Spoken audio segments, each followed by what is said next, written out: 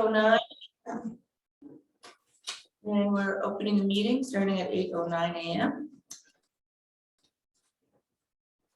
There's no adjustments to the agenda that I know of, although on new business, I'd like to review the downtown Wausau Park plan. Any conflict of interest disclosures? Review and approve minutes from the 14th. No, I haven't gotten those. So we'll postpone that? Yeah. There's no public on the call, so no public. Any correspondence over the last couple months? I don't have any. Okay, neither do I. Broadband update. I'll look to you, Jim, for that. Do you have any that it looks like they're working around the clock, obviously, on getting this thing up and installed, but I haven't heard of anybody up and running yet. Laura, have you? No, been contacted? we had received emails probably November telling us it was going to be 2 weeks, and then we haven't received anything since. Yeah, I got one maybe a couple weeks ago saying, still coming soon. Keep your eyes open, but I haven't seen anything yet I don't have either. any update. No.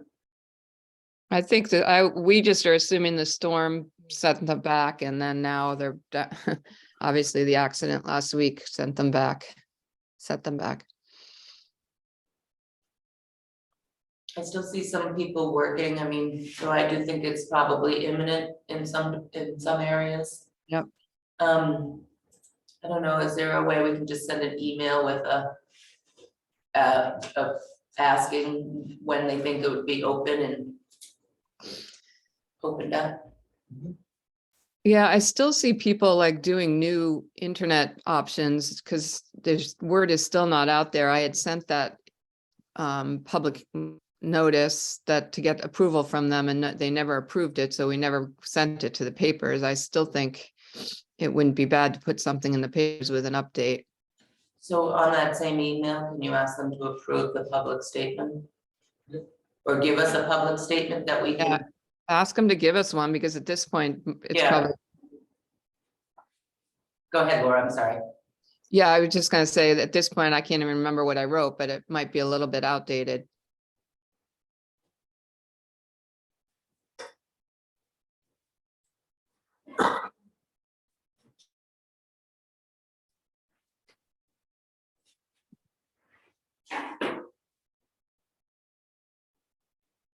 Is there anything else on broadband that anybody would like to discuss? Comp plan review. Where do you know where we are? I didn't include that information. It's a carryover from the last Yeah, agenda, just so that we don't. so we need to regroup on the comp plan review and the annual Board of Selectmen workshop discussion points, just to make sure that we have completed. We were pretty close to getting through. So too, but I don't know if that us being done went to you as the select board, like if they saw what we have. No, that wasn't presented. Is it there a plan to present the comp plan review to the select board? As they come in, I've been sharing them. Okay, I'll double check on this one and make sure that it's in the completion stage, and if it is, I'll send it along. You won't have that until the notes meetings get done, minutes from last time. Okay. So then you'll have it. the annual Board of Selectmen workshop discussion points. If correct me if I'm wrong, but we just had this, but this was just to kind of regroup with the and to make sure that if we're working on anything, we're working on the stuff that the select board is trying to focus on. I haven't done anything, I'm sorry, on any of this, so I feel like I've dropped out and I apologize for that. Is there anything else, Laura, on that board workshop discussion that you remember that we should go through, and should we pursue doing this? I think we should pursue doing it, but I just don't think the timing's quite right. I haven't really met too much as a group. I think we need to get a couple more meetings down and then really determine what we care about and what we're working on and get from there. Yeah, I think at this point in time, I'm feeling like our group is, and it's, you know, I raise my hand as I'm at fault, but has been kind of on the sidelines. We haven't been focused, but there's a lot of things going on in the town that have community support and business, and some of the projects that we've cared about over the years. So I'm just kind of curious as to where we go from here, like, if the group can't get together on a regular basis, are we gonna be efficient, Laura, or, you know, how we go forward? I just have a question about that. Yeah, I guess at this point, I feel like we need to talk to the other members individually and understand what the issue is. Just no time, just no interest, not remembering that there's a meeting. What are the issues? And then regroup. If there's no way we're going to get any other people at this meeting, yeah, it's a question of what we're doing. Right. Do you have anything to add, Joe? Do you have any? I don't have any insight. I kind of wonder what the same points that Laura just said, that people, are they forgetting meetings, or they're unable to attend the meetings? You've got some great people on the committee. I just don't know if the time works for them. I'm not sure. What about asking the new chamber director? I think that's a great idea. She should be, yeah. I think the chamber should have a presence here. I think it's that everyone's been fighting so hard for broadband because that's been our main focus. Yeah, And that now everything just seems like, okay, now we're just waiting. And so I think having an idea, the other thing that's coming up is the Aquasic project, which I think would be huge for us. Then the TIF is coming up as well. So I mean, I think the committee is going to have more. It's just a matter of getting everything lined up and in order. Because a lot of people are like, well, you know, I've got this going on, and totally slips to mind because it's not constant when our meetings are. Right. So I think we just have to focus maybe more on being constant with what our goals are, keep moving forward, because we still have the downtown project next after the Aquasic one. How do we get funds for that? You know, I mean, is there gonna be money in the TIF that allows us to do that? Is it really important that, I mean, I know some people feel that putting the, taking care of, pulling out the power lines and going underground in town is like huge. And maybe we need to do some surveys too, to see what other people feel as well. Cause I mean, I go through Belgrade, and the way that they have done their towns with the smaller lights, it brings your eyes down, so you don't even pay attention to the telephone poles. So is that something else we could be looking at? I'm just throwing stuff out there because when I go to other towns, I'm like, oh, that's really a good idea. Oh, that's a good idea. Yeah. Take pictures. I have, and then it's like, oh my gosh, if we have a game, the telephone pole is where all the stuff goes. Like, you know what I mean? It's like, it's more than just an ugliness of town, it's also where Part of the only other thing about the telephone poles, especially in the direct downtown area, is it impedes a little on the sidewalk. Yep. Situation, so, and plow, you know, so that was kind of another thing Right. on the poles, they're physical, taking up the spots in the sidewalks, and I know we were looking at redoing some of that Main Street when we had more space, Yeah. so it would be more ADA compliant, and I there's look some at it as tricky stop areas. signs going into Mo's Variety, but that's awful to say, but Yeah, sometimes they're barricades for when a car hits them, but. oh. Okay, But anyway, all right, so I can talk to Chris when I see him next. Okay, Beth, I'll reach out to Beth if you want. yeah, I did forward Beth the email directly again on like whenever you sent it out. Mhm. Said, don't forget, but she tends to forget some of that stuff. Well, she's been going to Florida, I think, and then between that and the business, and that's the thing is, it's like, it's busier, everybody's busier at certain times of the year, you know what I mean, but. Okay. So short-term rental ordinance.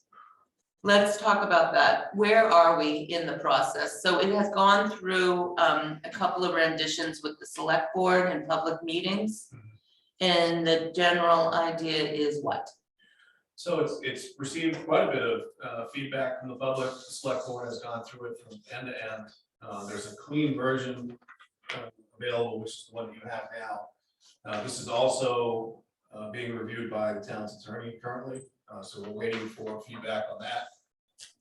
And then the select board will discuss it again in public meeting ahead of the town meeting process. So there are required public hearings, 2 of them in that town meeting process. So as far as I know, this is headed to town meeting. It's just being finalized currently. You know, the attorneys are looking at it.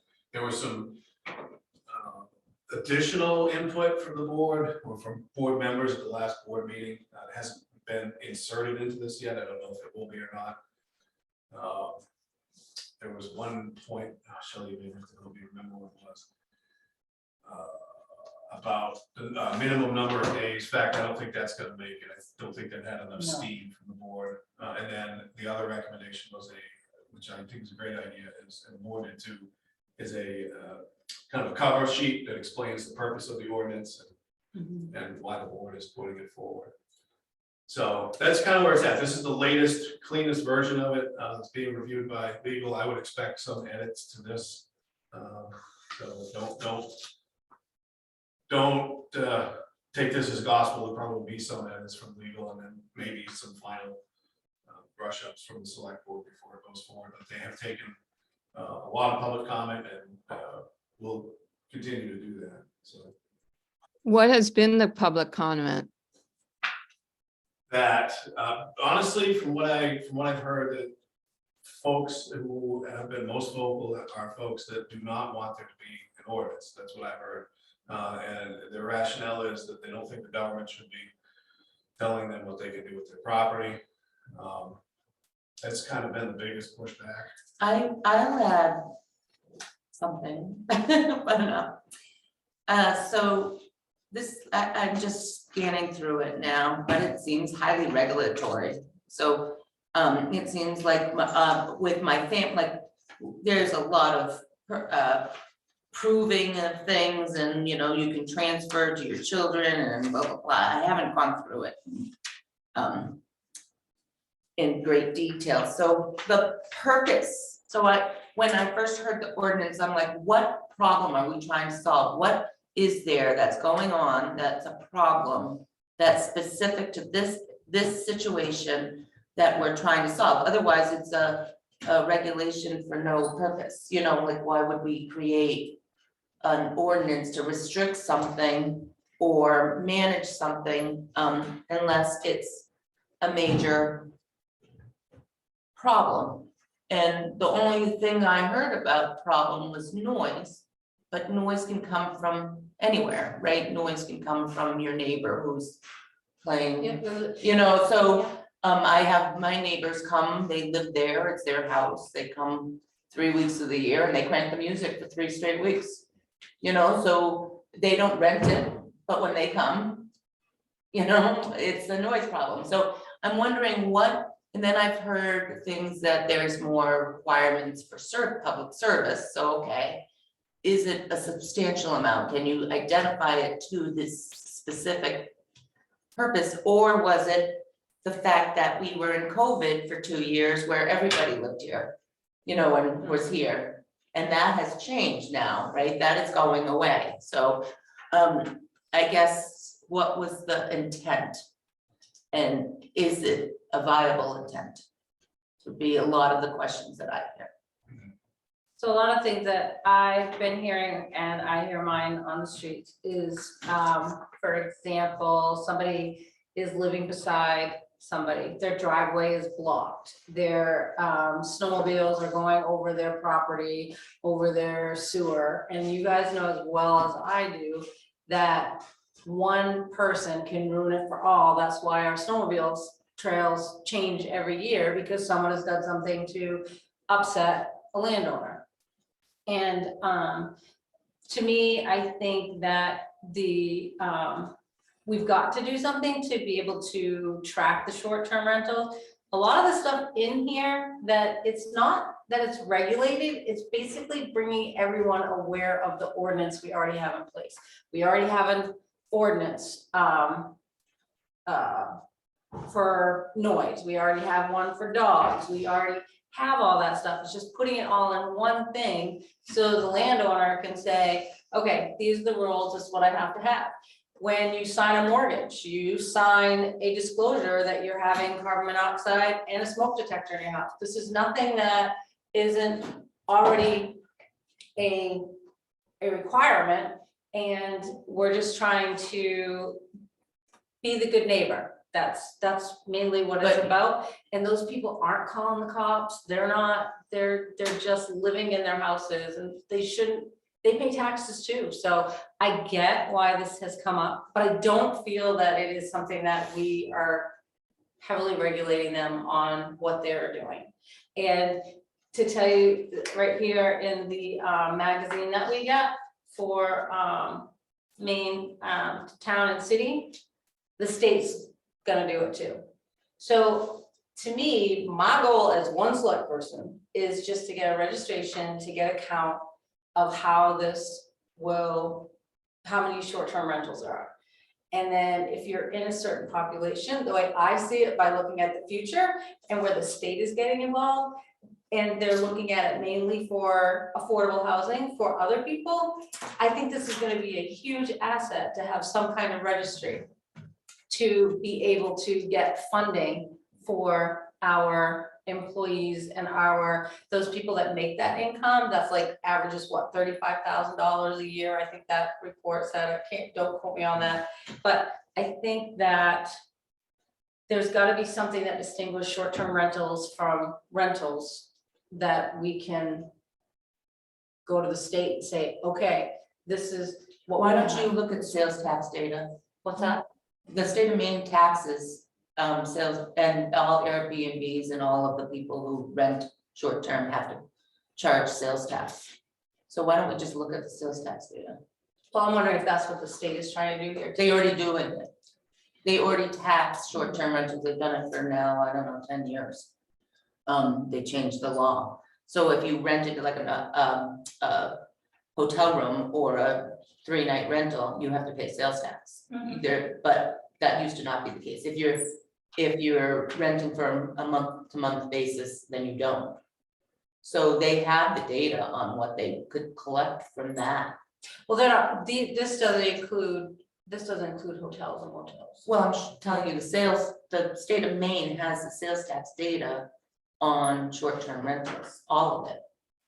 So why don't we just look at that? Because people don't claim it. Well, they do, if they do Airbnb, it's automatically deducted, and they do if they go through Morton Furbish. Yeah. So the one Joe Schmo who rents it on the side to his cousin every 3, he's not gonna do this either, right? So he's not gonna declare it to the state, he's not gonna declare it, he's just gonna pocket the money. But they're probably not gonna do this either, they're probably not gonna go to the town and tell you that they're renting it to their cousin. And do we know what percentage goes through our current rental agencies versus which doesn't? I mean, it's very easy to find that out.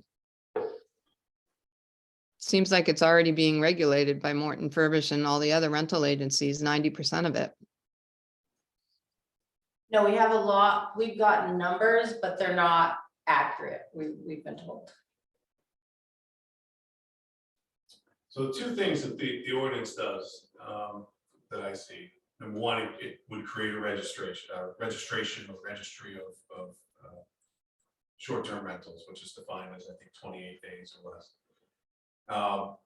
The other thing it does is as part of the registration process, it gives a contact person if there are any issues that come up. That that was one of the other items that I remember hearing a lot through this process was that, you know, if there is a problem with noise or trash blowing out of the yard, who do you get in touch with?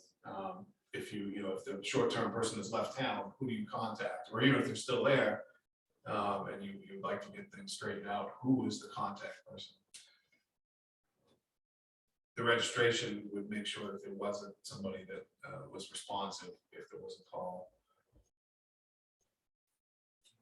And I know that the obvious thing is, well, why don't you just call the landowner? Well, that's not always as easy to do as you might think. We're not required to keep phone numbers for tax bills here, so we may not have a phone number for that person. Just a couple of things I pointed out. I'm not advocating No, for or thank you. against. Yep. But I just, yeah, it seems like it's more, the rental agencies have most of these anyway, and it's ridiculous. It's overreach. So, So there's a couple of concerns that I have. I think when your government, I know the government conversation, but when the process of doing anything, like registering your dog or registering your house or registering your car, it's not an easy it is always a burden of some sort. It might be a 1-minute burden, or it could be a week's burden because you didn't have form number 222 while you were filling out the form, and then it's so it's a burden. Well, that's why I wanna see what the attorney has to say for the inputs, to say, okay, does this make the town liable for requesting all this stuff? That's what I'm waiting to hear. Then what are you gonna do with it? So the guy's trash bag, so my neighbor calls and says the trash blew over my yard and now the town needs to be responsible for fining this person who potentially left a gallon of milk, empty gallon of milk on the thing, and it blew, right? So who's doing that? So do we have people who are gonna manage this program? Right, because you're basically told me you already have the ordinances all in place. So we have a no noise ordinance already in place. So what happens? They call the police, and what do? So, right, so that what, I agree with you 100%. This, I mean, it's, so then you have the town of Rangeley that is highly regulated, and you have 5 feet around the corner, you have unregulated, right? So what's the purpose of that, right? Because there's a lot of Airbnbs that are not in the town of Rangeley, most of the Airbnbs. Most of the rental properties in Rangeley are probably managed. The guy who's out on the island somewhere is, not as much. The other thing is, what's the next step? What's the, so we register them and we know, what does that mean? What does that do for us? So we know that we have rentals. Okay. We have rentals, great. We have a vibrant community where people want to come and rent our, It'll give us more numbers, I think, for an average of what we have coming through town. well, the state tax would do the same thing. I mean, all you have to do is go to the state of Maine and look at the state tax and where the money's coming through. all you have to do is look on Airbnb. And go on air, right? So, and there's like there was some other program too that, how many dwellings that we have. I mean, our dwellings are pretty clear, right? You know how many dwellings we have in the state, in the town of Rangeley. How many have been built? You have building permits, you built, right? We know that there's 400, last time I looked in the 04964 area code, which isn't obviously Rangeley, it's Rangeley and Rangeley Plantation and others. There was 422 dwellings or something like that, right? There's a registration of them. We have that information. We should on our sales, on our property tax data. We have a number of dwelling units, it's 940, something like that. Yeah. In range. So it just seems like an ordinance without a purpose. Or a purpose that's in the future that's suspect, like what is the intent? Are we going to start charging people for using their house, like an extra fee? Was that in here or no? Did that get out? The $300 fee? That's been omitted. Okay, but when will it go back in 3 years, when you go, oh, I have a tax revenue base, I could tax, additional tax, right? That seems like tax. So first of all, I feel bad for the second homeowner, right? Because they're taxed without representation. They cannot vote in the town of Rangeley. They cannot come to town hall and vote in June. They can't vote for our budget, yet they're probably the largest taxpayer in our town. You know, so then we're gonna add these things to them, more burdens onto that. So to me, it's saying, we don't want you. Yep. I think the state of Maine's, you know, when they're talking, the state of Maine's talking about taxing people who don't live here an additional fee. I don't know if that happened. I think that was last year, Laura. I kind of dropped the ball. I'm like, wow, that the state of Maine's really saying, we don't want you here. I mean, that's how it read to me. We want you to buy your second home somewhere else. Are you talking about the transfer tax? I'm talking, there was a tax that they were advocating for people who were second homeowners in the state, and I don't remember what it was called. But it was, Because there's a transfer tax if someone's not a state resident and they sell their property in the state. no, it was an actual tax of, yeah, well, then they tax for that too, right? Oh, So, but they get written off all the time, okay, because something with the expenditures and stuff like that. but anyways, why, you know, why are we saying we don't want you? Because that's, some of those things are saying, we don't want you. And then the argument that somebody is gonna now rent their $1,000 a week property for $300 a month is ludicrous. They're just not gonna do it. You know, we remember when the properties were all for sale like 10 years ago, and they were empty and they were basically rotting and people were not in them. They would not rent them to the month. I mean, I was begging people to, I have a guy living in his car who's working for me, you know, anybody renting your house? Can you? No, they were not. So I think it's, So what is the but I would status? go to the public. I mean, I'm not opposed to the public having a vote. I'm just wondering what this purpose is, because it doesn't seem to have a direct purpose. That can't be handled by another method. And so what is the status in terms of how many more public meetings are there? And There'll be at least one more select board meeting where it's reviewed and then moved or not moved towards town meeting. And part of the town meeting process, there's a requirement for 2 public hearings where, you know, the public can, that's the purpose of it, is where the public can give feedback to the board. The first one of those is far enough in advance that the board can change the wording of the ordinance. The second one is so close to town meeting that there would be no change.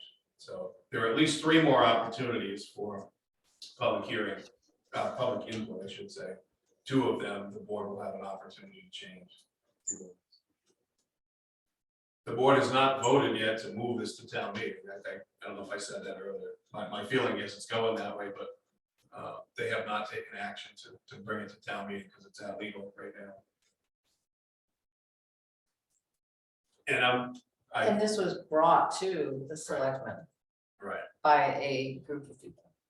Yeah. It was a citizens initiative brought to the board, brought to the ordinance committee. The ordinance committee vetted it out and presented it to the selectmen. So I'm sure that the individual selectmen are receiving feedback. Well, if it's a on their own. citizens initiative though, in the state of Maine, you have to I have. don't mean in the formal sense. Well, I okay, mean, in the yeah, all local- right, I mean, local in the way, local citizens, interest yeah, group.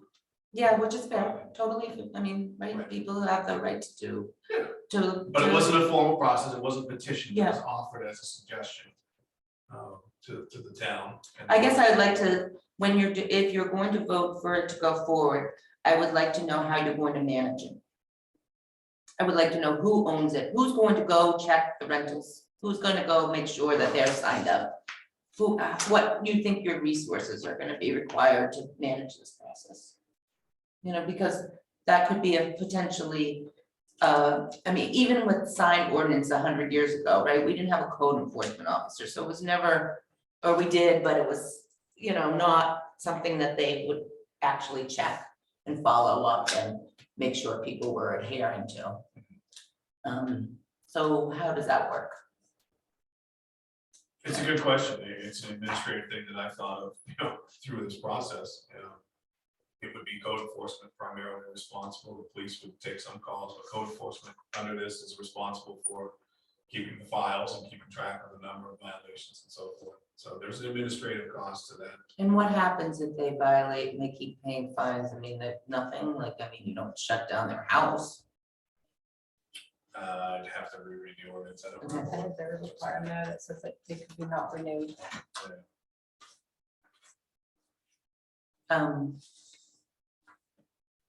Okay. Laura, do you have anything else? I don't know, I guess, do we, as a committee, do we come up with our opinion on this? I think we should. I think we should have all five though, right? Right. Because, just because it's, I don't know. How do we do that? We gotta get all five in the room. Right. Right, yeah, that's how you would make a recommendation or Right. comment to the board, be to present the language of it, vote on it. So the If it passes. next board meeting, you're going to vote to send it forward or not, or you're gonna vote on the last draft changes? They'll be reviewing what the legal, what the attorney has Recommendation. marked up. And they have a little bit more time to take formal action to send it to town meeting, but not much. I think you might have one meeting after that where they can do it. I think in March, early March, they've got to be sure whether it's going or not. So technically, legally, can we put together a recommendation sheet and then do the vote via email, or do we have to do it in person? Yeah, you can't vote by email, In person. but it doesn't necessarily have to be in person. It does have to be in a duly called meeting. So Laura can vote right now, because this is a duly called meeting. Okay, so the three of us could vote, and then on the next meeting, the next two. But we'd have to, Yeah, the public has to know that you're voting. right, I got it. I just want to make sure. So let's talk to Chris and Beth Yep, and tell them that we need them here at the next meeting. right. Okay. And it will be the vote, it would be presented as however the vote comes out, 3-2, 1-2, you know, right there, okay. Yep. Which is good. Yeah, folks who, when we do record keeping in minutes, folks who voted in the negative, their names are attached, just so you know who voted. Yeah. Yes. That's good, that's fine. Okay. And I have no problem writing, you know, if I were to vote against, what the reasons, and if we were to, the people writing for, Right. what the purpose, what those reasons are too. I mean, that's called democracy. Debating. Right. Okay. Okay, So, yeah, go ahead. I just was gonna say, sounds good. Okay. The TIP project recommendations. Okay, I'm trying to print that this morning, I could not print it, so I'm gonna try to bring it up on the screen. It's just a couple pages of that document. I'm looking at.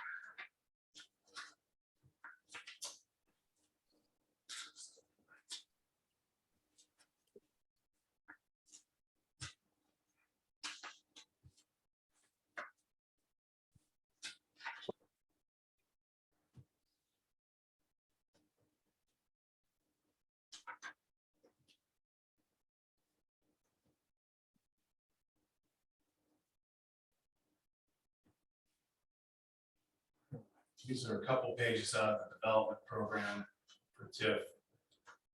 We don't need to get into a lot of detail today, but I just wanted to get some general ideas from the committee about where or if you think we should allocate TIP funds that are in the project account. The balance is around 60,000. We talked earlier about the quad. There are a couple things going on in Quasic. One is the park that has nothing to do with TIF. Right, I think we're prohibited for using money for that, I believe. The other project in Quasic is the Village Partnership Initiative with BDOT. It's a Yeah. locally sponsored requested project. We had the kickoff meeting in Quasic month and a half ago with the consultants. So the consultant is TY Lin, their sub-consultant is Wright Pierce, so Jeff Crummel's involved. DOT was there, we walked around, walked from Station 2 to the parking lot at 4 and 16, walked back, and we drove down to Haynes Landing, walked that final stretch, looked at what it looked like on the ground. A follow-up, the first public meeting was the select board's last meeting. Was it a week ago today? Mhm. Yeah, it was last week. Oh, it was actually a week ago tomorrow. It was last Tuesday. Tomorrow. Yeah. Had some folks, come in on Zoom. We had a couple of folks here in the room that showed up from the public.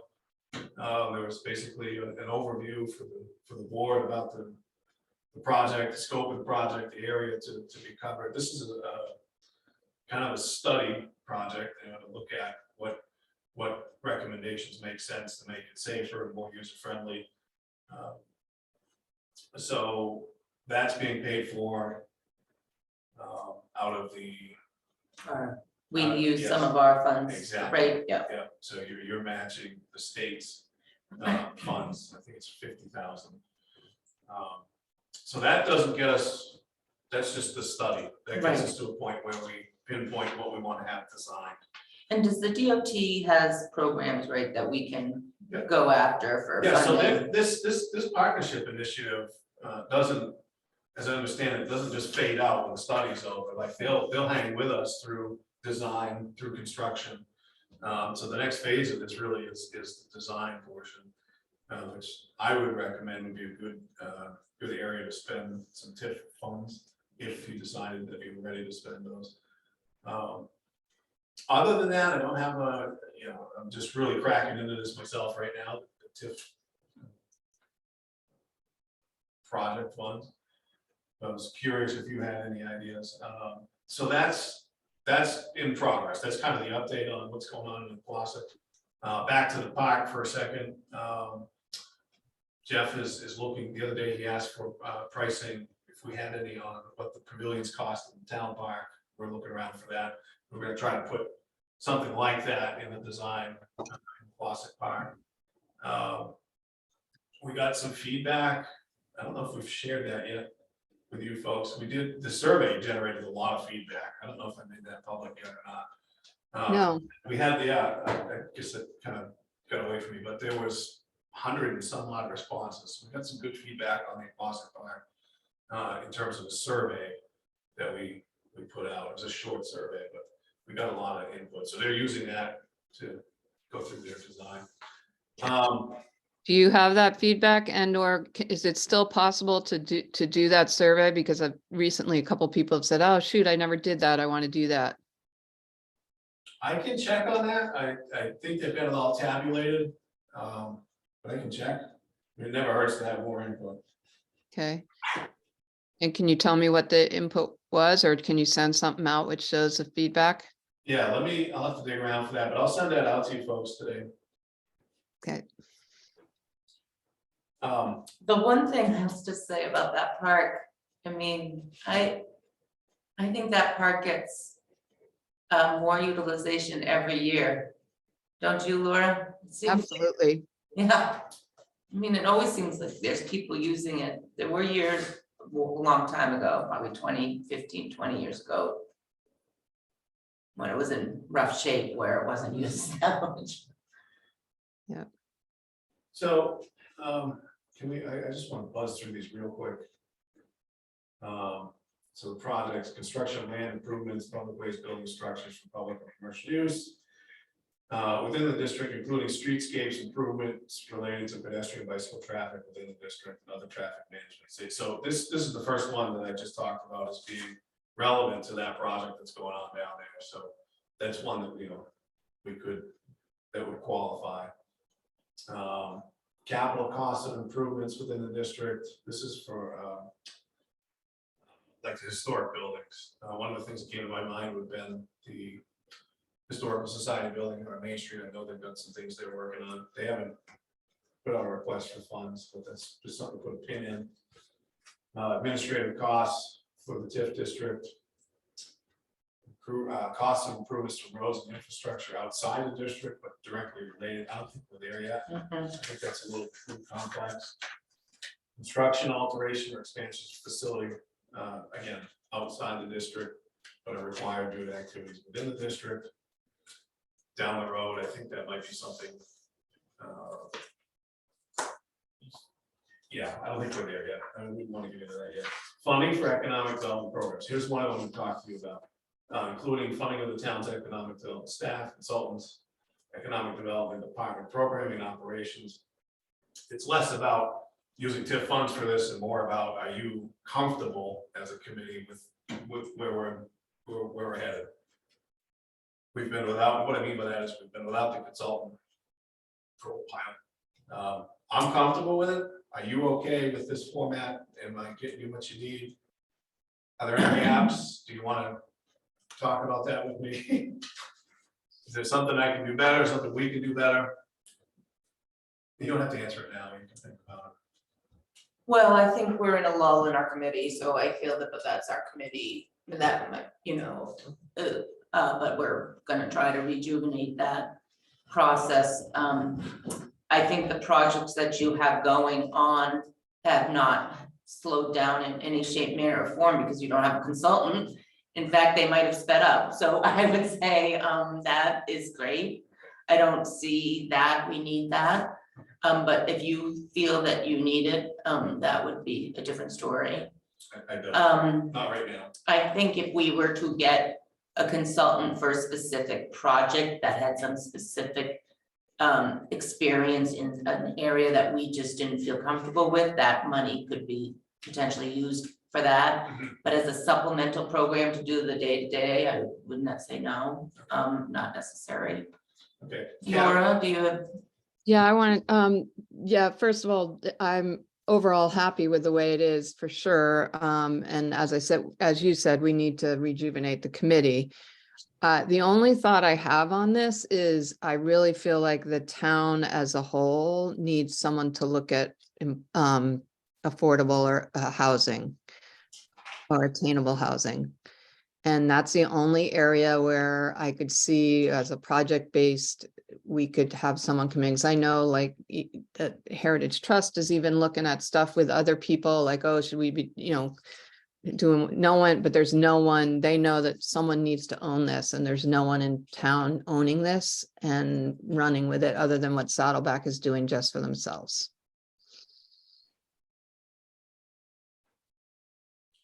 Oh. Okay, yeah. So, have you guys heard of the committee that has been created in Kingfield, Carabasset? No. For affordable housing. So there's a group of them that went and petitioned and they got 320,000 from the ARPA funds for Franklin County, through Franklin County. What they've done is they are purchasing a lot. This is Jordan's lot that is beside the Dollar General. So they're looking to put in, it's like 5 or 7 acres, I think he said. And they have thought, there's 12 to 14 of them. And they're from the Kingfield, Carabasset area. And they're thinking of incorporating, because they also cover Eustis as well. And they were thinking about actually bringing Rangeley to see if that's something that they would be interested in too. And one of the spearheaders would be happy to meet with me and Joe on that committee and stuff like that. But that is their goal. And it was funny because we had a really great talk, because he goes, Shelley, that's the norm of a house being 250,000. I said, I understand that, but if you do your scope, and I explained about the company that has introduced a project to us on Cross Street, and nothing has moved forward with that yet, but he said that, like I said, he said he'd be happy to meet with both of us. And I said, but that, someone can't afford it. If you do a study survey of what their income is, someone that makes $35,000 can't afford a $250,000 house. No. And so that, to me, that's not realistic. And he goes, I am so glad I talked to you about this, because they're not looking at the numbers, they're looking for ways to make it happen. So it was very interesting. And like I said, he would be more than happy to sit down with us and come along over. I have no issue talking, having a conversation. I mean, start with you guys and, yeah. But I do agree with Laura that if that maybe it's a Franklin County, you know, is that what he's looking at, a Franklin County aspect of it, or pockets or pods of affordable housing in different communities? Is that Yeah. pod? Okay. Yeah, because they're starting in Kingfield, because it's closer to like the grocery store, and the Dollar General's right there too. It's all within walking distance from downtown. And I don't know if that was their scope or if it's just the. Yeah, I mean, we go around and around a lot about, you know, what we need in Rangeley and blah, but it's like, we just never have anyone spearheading it is kind of what my issue was. And I know, yeah, there's been other people in town talking to other people, well, should we be doing this? And it's not getting anywhere, and we need it. So, Yeah, because they won't stay. what was that? People won't stay. Right. Well, and yes, restaurants still can't get people because they don't have places for them to live.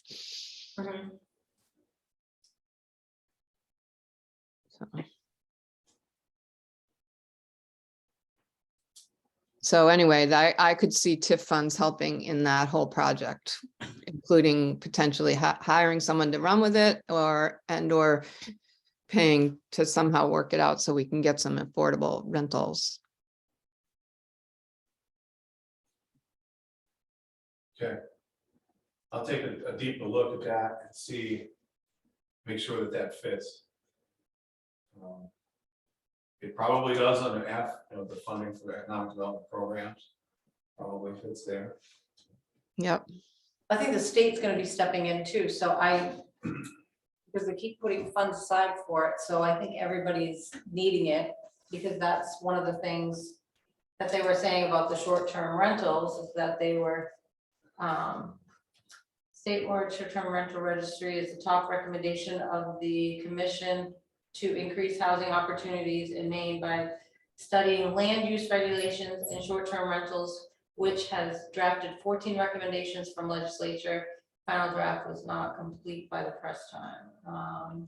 They think it's a starting point, but they said that's in relation to, hang on a second, there's no way to know what impact short-term rentals have on the state's affordable housing prices until the state can get a handle on the short-term rental market.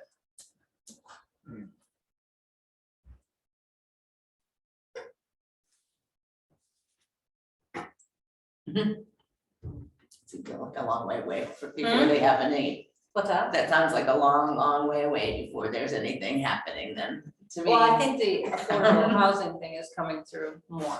But No, so my initial thought when I just heard you say that was, if the state is putting money aside for attainable housing, then there's groups like your friend in Kingfield who's Mhm. probably ahead of us, like we were ahead on the consolidated Broadband, yes. broadband stuff, they're ahead. And we're sitting here just talking, and I mean, that was where we were with broadband for years, just everybody complaining about it, but nobody actually, you know, and it took a long time. Right. But this is gonna take a long time, so what Laura's saying is we need to get this kind of, a person who's gonna just run with it. Right. And whether that's a paid person or not, but I think, you know, it probably will have to be.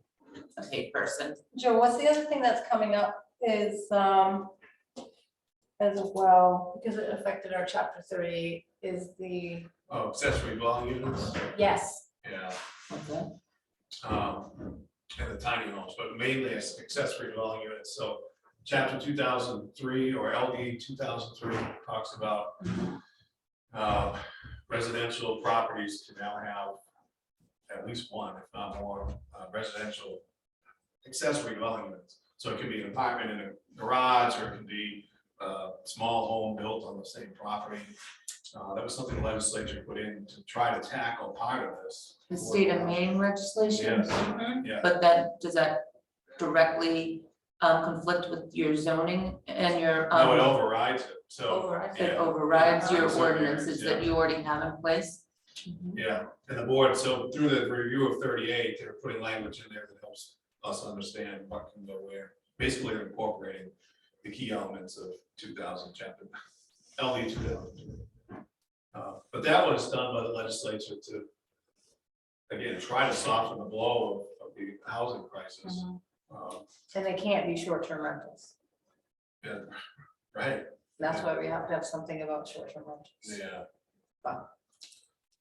Yeah, I'm glad you brought that up. Well, if it's overriding our own court ordinances, then that's ordinance, it can't be short-term rentals. If you just told me that this is overriding our zoning, then it can't, then it overrides it, so it in, No, it's Theory. not. It can't include short-term rentals. It has to, you have to live there for a certain period of time. The reason why is to help with the shortage of workers and things like that to get them out. Is basically, I have a detached garage. I could make that into an apartment and rent that. But I can't rent it for a short-term rental. I would have to rent it for a longer period of time to actual people that are working, well, not necessarily working, but Right. that are gonna live there for a period of time, Yeah, I think the board plugged in a 6-month 6 to minimum, 12, right, yeah. I think Yeah, it's because 6 of thinking of colleges, as the colleges go, it's 6 months for the time that they're on summer break. your seasons are 3, so if you're hiring summer staff, you're not hiring for 6 months. You're hiring for 4 months. Just telling you, that's. Yeah. So you're putting a 6-month minimum, so it wouldn't solve the employee rental market issue. Right, you hire in June, May, June, they come in June, they leave in September, October. I For the think- summer season, in the winter season, they come in December, they leave in April.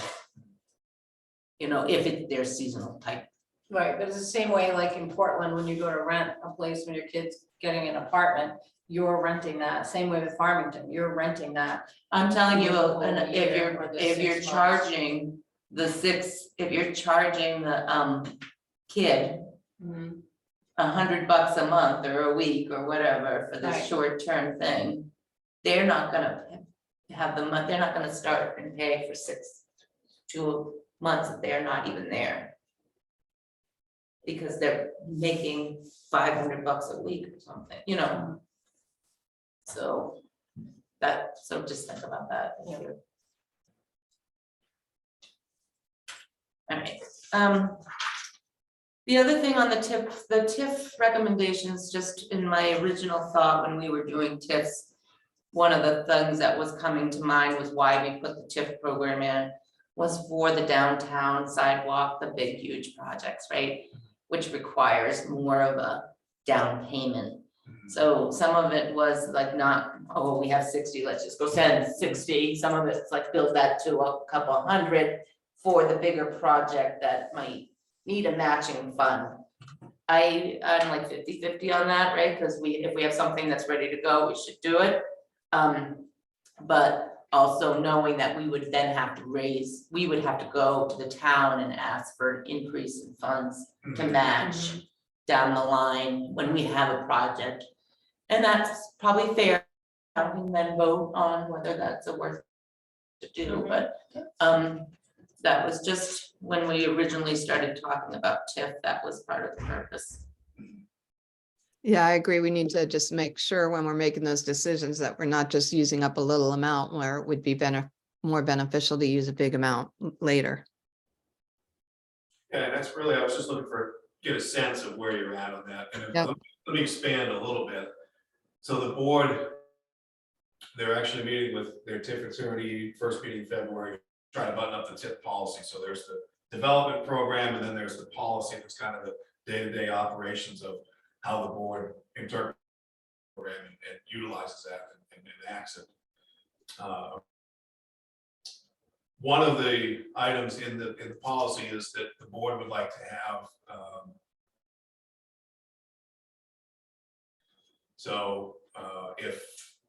if there are going to be funds expended from the TIF project account, which they've already set up, there's that money put in it.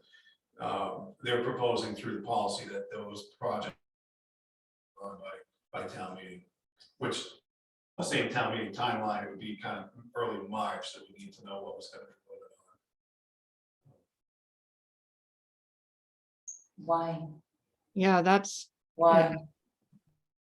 concerned with that timing on that. It seems like you're always missing that timing. Why can't you just have call town meetings and timelines if you're going to make it be at a town meeting? But it doesn't necessarily have to be the June town. I get everything done in June and Yeah. try not to have So ancillary we have town extra meeting. cost. Okay, so I just want to be kind of clear. I think in general, when we're going through the 55 bullet points on in the thing, people have no idea what you're talking about. So if they're saying, do you want to spend the TIF money? They don't know that money already exists in a one sentence thing. They're gonna, if it were me, I would be going, no, I'm not spending money. Because I'm thinking it's. Everyone tends to vote yes on everything.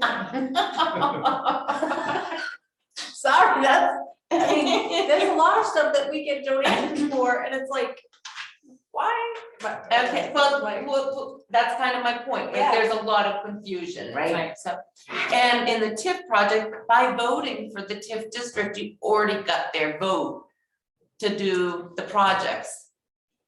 Because that's why we voted on being a TIF district. You've already gotten their approval. right, but So we're you don't making have- sure that special interest groups don't vote for something and it's the taxpayers' money. It's not, it's already. I guess I don't understand. So are you asking?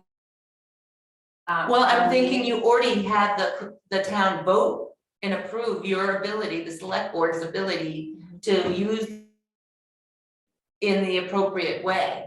Mhm. So why are we asking them to do it again? No, you're asking them to move that money for that project, Okay, to Yeah. approve that project that you. Board of do that. you do that project with for all those your funds. reserve buckets? Because it's basically a reserve. It's a basic It's a reserve. little different. It's than a little reserve, from town meeting to spend purposes throughout the year.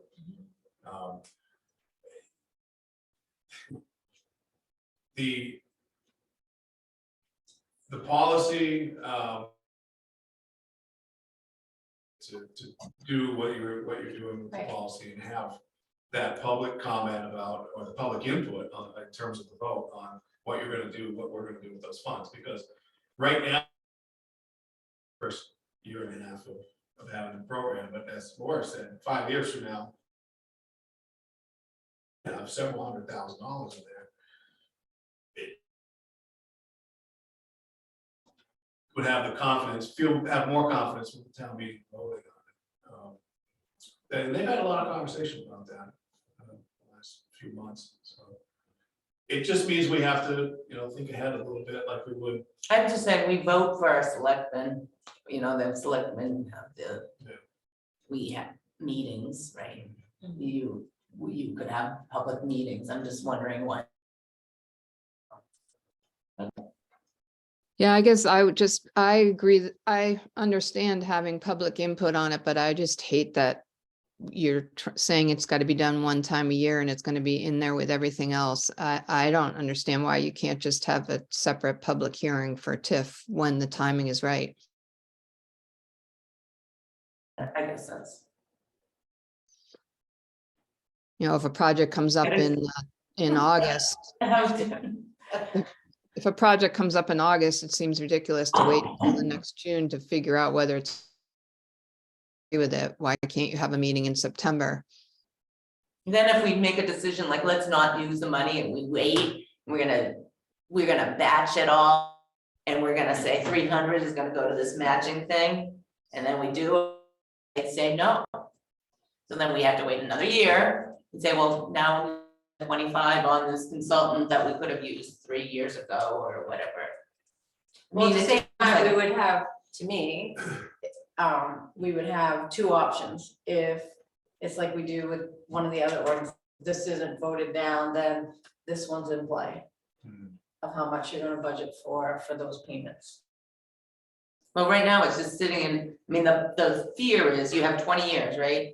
It's 30 years. 30 years. And in year 25, you wanna make sure, you wanna make sure you've spent this money, right? Mhm.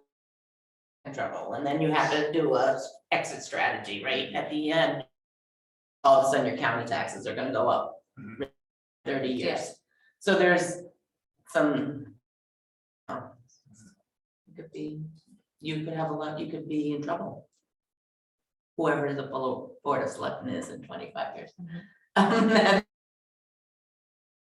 Sitting there and they don't have an identified project by March, so then it sits another year, sits another year, sits another And year. there could be special.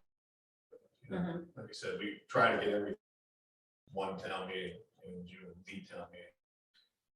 I think you bring up a good point though, and I know the board's largest concern with this was making sure that future boards have a kind of a roadmap to get up to speed on TIF. That's the policy. So they can read the policy and say, okay, this is how we should administer these things. Now, the future board has every authority to say, we want to amend this policy, or we want to abolish this policy. I'm just Policy saying, is I a- think you're gonna get yourself in we'll see, you're Policy. right, maybe everybody says yes. And maybe then your approach should be, you should spend 50,000. Because you're definitely not gonna get the 305 years approved. Or it's a different board, who knows, if they even read the policy or know what TIF means, right? If there's anybody who even cares about it. And they go, oh, TIF, well, we're just gonna use it. Well, and another thing, and I just thought of this, it'll help the elected folks, but it can help the administration years down the road too. Maybe they don't have a lot of experience with TIF, or maybe they're not familiar. Handles TIFs, Mhm. so, you know, somebody can pick that up and read, okay, this is how I can help the board get through this annual TIF discussion. Generally speaking, and I don't have any idea what design cost, because we haven't fleshed out the study yet in Aquastic. We don't know exactly what they're gonna recommend to have done, so we won't know what they're going to design, how much it's gonna cost. And there's no way we'll have that by March, so it's gonna be July, I think, I think they said that the other night, it'd be July by the time they get the study done. So you know, other than earmarking $50,000 for that, I don't know what else, you know, I just, you know, we have to have money for the design portion of that, whether it comes from or from TIF. Well, we've already spent 50, our reserve has been being used and we haven't requested more funds. You know, we're gonna have no reserve left. Right. So, Yeah. and then, or we should request. And if we can't identify a project for TIF, then we should put in our reserve request for this budget cycle, the design project in Aquastic. Sounds good to me. I think what I'll recommend to put in is whatever we took out the 50. Boat ramps. So that application would go perfectly, so. I think that would have been like 90, so I'll make a note to get some number back in there that's close to that. For reserves, projects take forever anyway, but I don't want to see it stall out because we didn't have enough money to get the. It would stall out if you have to wait for the TIF funding to go to town meeting every year. But right? to your point, though, I mean, I'm getting a sense that, you know, you seem interested in having the TIF funds kind of piled up in there when we get ready for construction. I just think, you know, I mean, on the out one, if you were going to, if you, and you said, listen, DOT has $500,000. We have in our TIF funds 250, we have to match the 500. And we're gonna get this $1 million project, right? That's a better story than we have to come up with $1 million to do the Right. Yeah. whatever, blah, blah. And then, you know, this is what this is intended for. Right. So to get this brand new wonderful thing we've been talking to you about, it's only gonna. Right. And there's no requirement to spend TIF funds. You can continue to bank it in the project account. I'm just looking for a sense from At this. the end of 30 years, though, you're hurt. I would really like, in the next 4 or 5. Oh, absolutely. You know what I mean? Like, I Part of this, I didn't expect us to use any money for the first couple of years, No, neither because I did I. didn't think we were gonna Okay. have enough money to Yeah. even be able to be a major. Yeah. So, So maybe you're right. Is your recommendation to me to bring to the board that just continue to bank it for now in the project account and don't worry about spending anything out of it this year? If you put 50 to 100,000. Okay. For the economic development.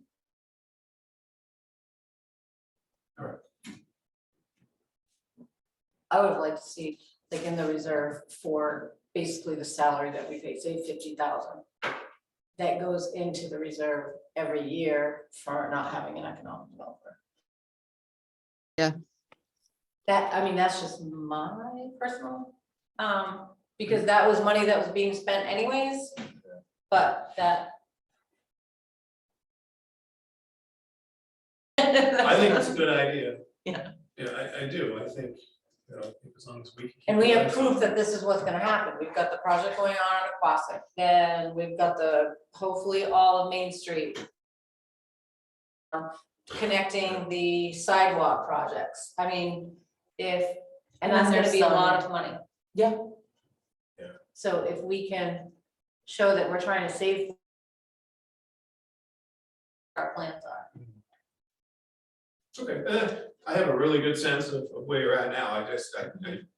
Looking back, I should have asked you, do you want to spend it in small amounts or do you want to bank? But now I know, Yeah. kind of where you're at, and I'm with you. I'm okay with that. That'll help me actually. Because if we're like matching funds. Yeah. That, the TIF going, banking that, then you got this money, and then you bank it. Yeah. That's just. Making payments early. Do you I mean, want- we're not gonna be in a position where we're fin. So No, I Maybe in think 30 maybe- years. you know. Yeah, so I think that's think what it's this always is gonna be for, so we're not going to the public and asking them to ante up.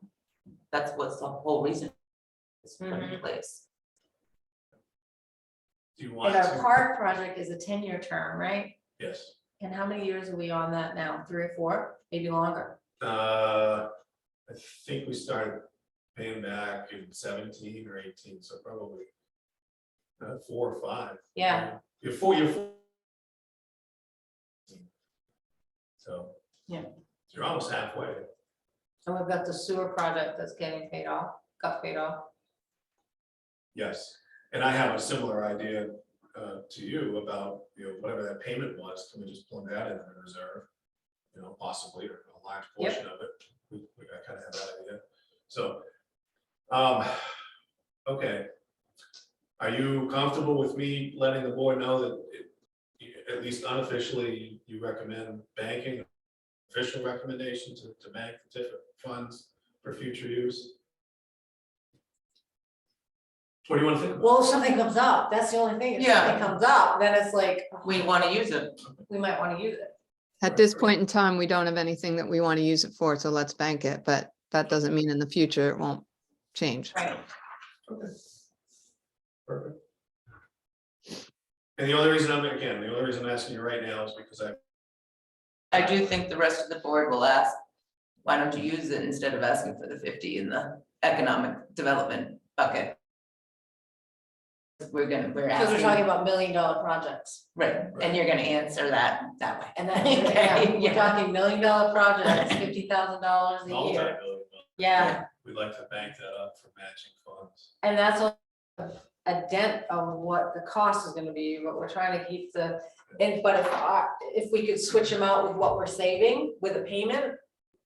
I mean, Yeah. to me, it balances out, so you're not going after the tax base for it.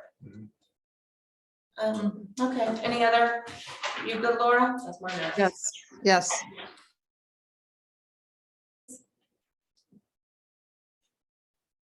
No, so this is next meeting. We want to put together a recommendation for the board. So I think it would make sense if we did a 2-week meeting and get the, you know, in the meantime, we'll talk to the other members and make sure that they can attend. Today is, what is today? 23rd. So we're looking at February 6th. February 6th, So that's the. would that not then make it into the recommendation, or could you add it, make an adjustment to the could it go into correspondence? Or is it too? As a meeting? About the recommendations for the. Ordinance, if we were to make a recommendation and wanted to present our recommendation So on if the our next ordinance. meeting's on the 6th, we wouldn't actually be able to get it as a meeting and get the letter until. Are you voting on it in the next meeting? There's a possibility it'll be voted on the 6th. Okay, so why don't we meet on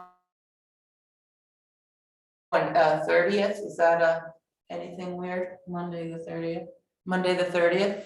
Yeah, I guess my only comment is we've had meetings and now to tell them in less than a week we're meeting might be difficult. Any way to say we know there's a letter coming on the 6th? Sure. You know, just keep in mind the board. Like we could say. A recommendation presented on the 6th when you put your board packet. Economic Development Committee, I'd be willing. That's to my- do that. yeah, Can okay, that be so done? I mean, I guess what I would say, either of those days work for me. Maybe what we need to do is get to Chris and Beth and say, do either of these days you're there, which one works best? Right? yep, So can we kind of hold it for? Does that make sense? do you have any conflicts? So I would be abstaining Right, because my role for. Because you're already voting on it. because she's, Okay. yeah, conflict. Okay, so, I'll try to get to Beth today. Can you get to Chris today? yeah, I'll send him a message today.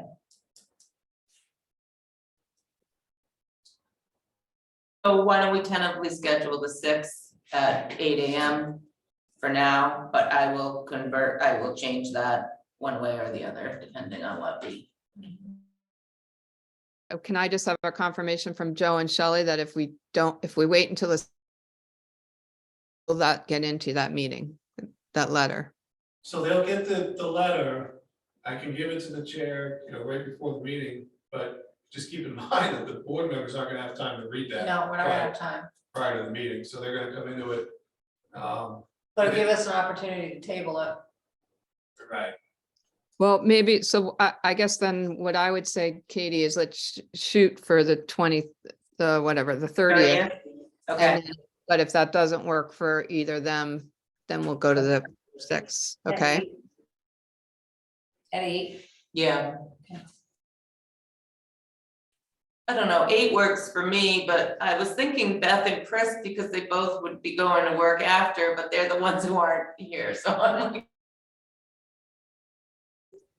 Yeah, so let's confirm that with them too, I guess. Okay, yeah. Okay.